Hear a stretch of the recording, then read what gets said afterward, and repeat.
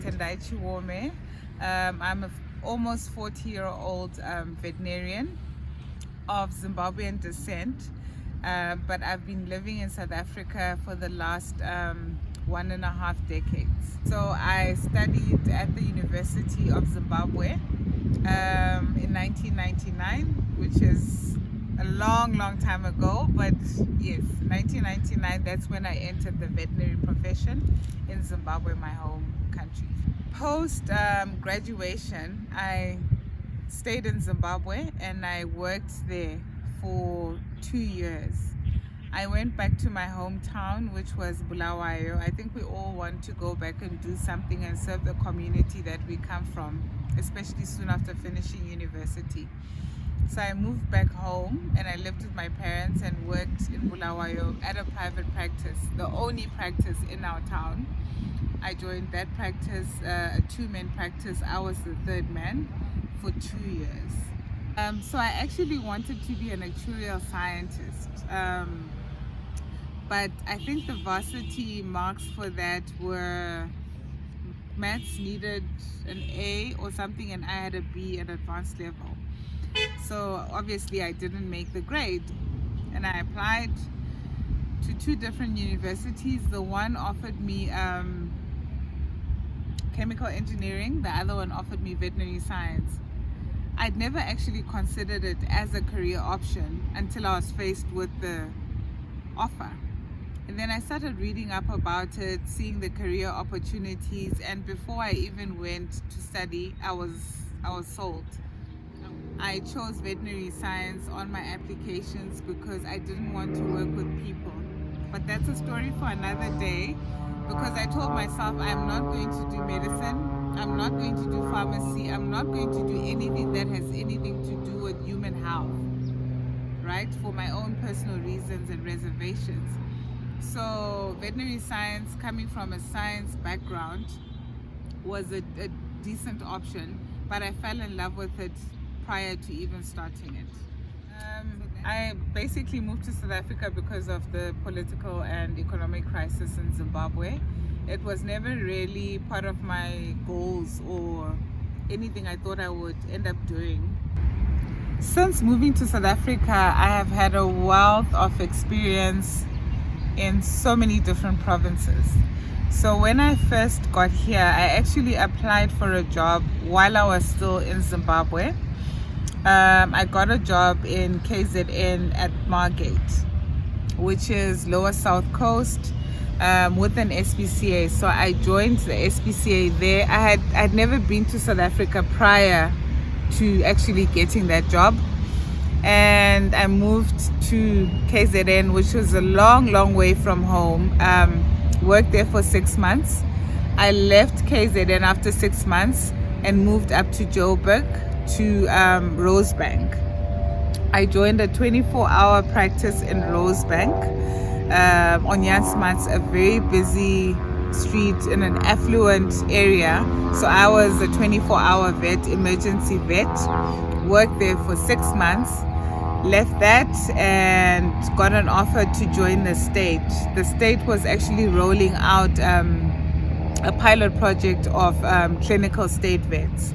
So I was headhunted to then join state's veterinary services in Mpumalanga.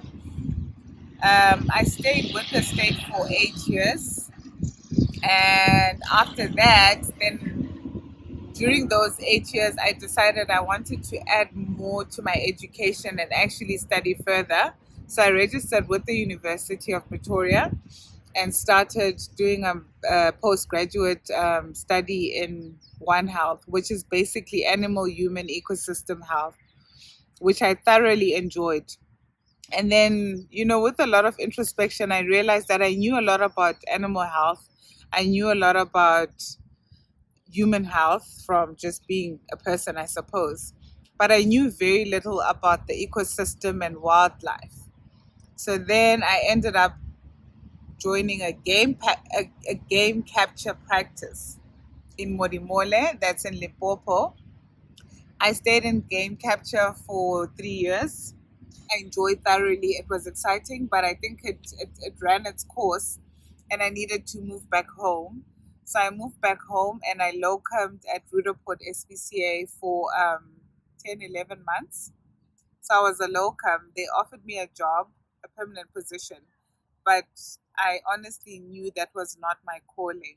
So I continued on as a locum until an opportunity opened up at the Johannesburg Zoo, where again I thought that was my calling and my niche. So I joined the Joburg Zoo.